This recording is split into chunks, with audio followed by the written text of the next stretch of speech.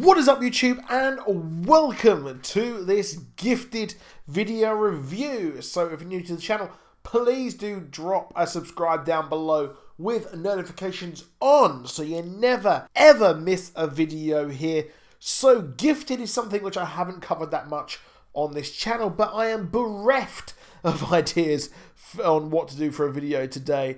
And I am actually going to the theatre tomorrow, so I have a video scheduled for tomorrow. So I thought I would talk some gifted. I did do a video on the mid-season finale, or you can't even call it mid-season finale, but it's back. It was back last night in America, and we've got to wait 2 weeks, and then we get the two-parter season finale, which American TV really is strange. But if you haven't watched Gifted and you're just watching this for the first time, I highly recommend going out and checking out Gifted from the start. It really is one of the best comic book TV shows on TV at the moment. So this episode pretty much picks up from where we were just before Christmas. I can't believe Christmas and New Year happened already. So we've got the Stepford Cuckoos, the 3-in-1s, the clones of Emma Frost. So they are now part of this. They've just inserted themselves into this main storyline as some sort of saviors for the mutant underground here as well. They are proving to be in a bit of a bind here, the mutant underground, as the anti-mutant sentiment is growing, and Sentinel Surfacings are getting more and more desperate to take out this group, especially after what 3-in-1 Stepford Cuckoos actually did when they killed all of those agents, which is what we saw at the start of this episode. We saw the funeral for those people as well. So really, this is all the Stepford Cuckoos engineering things from behind so they can actually, I'm not really sure what their plan is, but they are working for the Hellfire Club. If you don't know what the Hellfire Club is, it is a group of really elite mutants. It was a high society club until it was infiltrated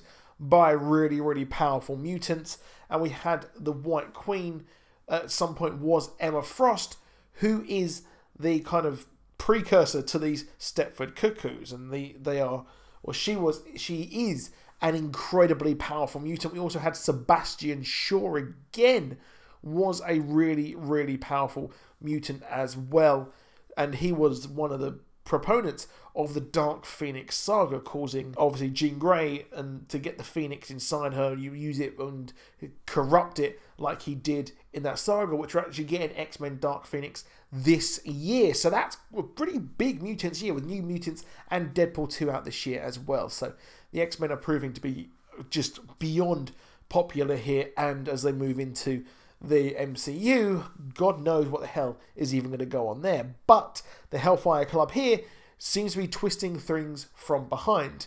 Now, I can't tell if they want to actually gain the powers of the Mutant Underground to manipulate them, etc., or they simply want to have power or control of the Von Strucker twins. So as we saw in the last episode, they are stupidly powerful. However, the Sentinel Services are able to actually use these powers and this research of their grandfather to actually manipulate mutants and combine the powers just like the siblings can actually do. So it seems like the Hellfire Club, they want to do that, which is pretty darn cool, to be honest. I'm glad that we've got the Hellfire Club here.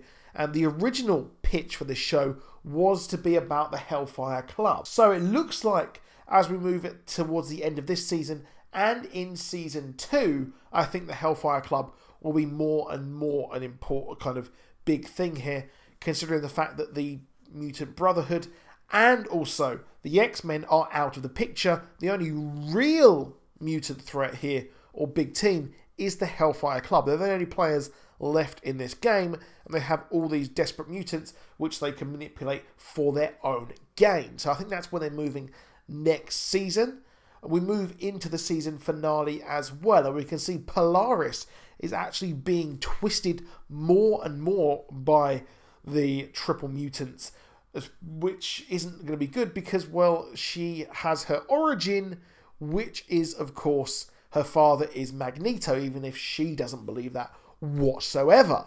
So we'll see more of Polaris's heritage. And in the trailer for in the season finale, we see her kind of going off the rails. We see her kind of going through questionable methods. And even her partner is thinking that he's probably gone too far. And obviously, the Hellfire Club will have all of this information, considering the fact that Magneto was actually a member of the club as well. So that's quite big as well. I wouldn't really say you would put him... When you think of Magneto, I think of the mutant terrorist organisation. I don't really think of the Hellfire Club, but he was a member. So there is that, and he was in the comics as well. So time will only tell the outcome of that. So this is very far forward, very, very far forward in the timeline as well of the X-Men. So I'm hoping that these all link together at some point. It would be really good if this could link into Legion, which it probably won't whatsoever. But I think they would do a great job of linking in with that. And of course, they also have more information as well about the lineage of the Von Struckers and what their precursors were able to do. And that seems to be what they want to manipulate these two to do what they want. But obviously, she's gone after the weakest, which seems to be the boy. So he is manipulated quite heavily by the 3-in-1 here. And it's quite cool that they give their name of the Frost as well. So we've got lots of different fan services for these characters, and I expect them to play a big part in this season finale. And they are, like I said, manipulating things because they were the ones who tipped off the base to Sentinel Services. And Sentinel Services, like I said at the start of the video, they are now going through with kind of more and more kind of gusto. Now, the storylines haven't always been the best in this show. I think that really they keep kind of splitting and changing. And to be honest, it really hasn't gone anywhere really this season. It hasn't really gone really beyond what we've still had at the moment. So I'm hoping we see more of the world as we move on in this show. And I'm hoping we see more and learn more about the X-Men, because we do actually get this sweet X-Men reference as well in the trailer for the finale as well. So I expect in the finale we may have some sort of X-Men appearance, maybe a Mutant Brotherhood or more of the Hellfire Club, but probably it's going to be just more of the Hellfire Club. So this was a really, really fun episode. I really enjoyed it. We also had the Purifiers, who in the comics were led by Reverend William Stryker.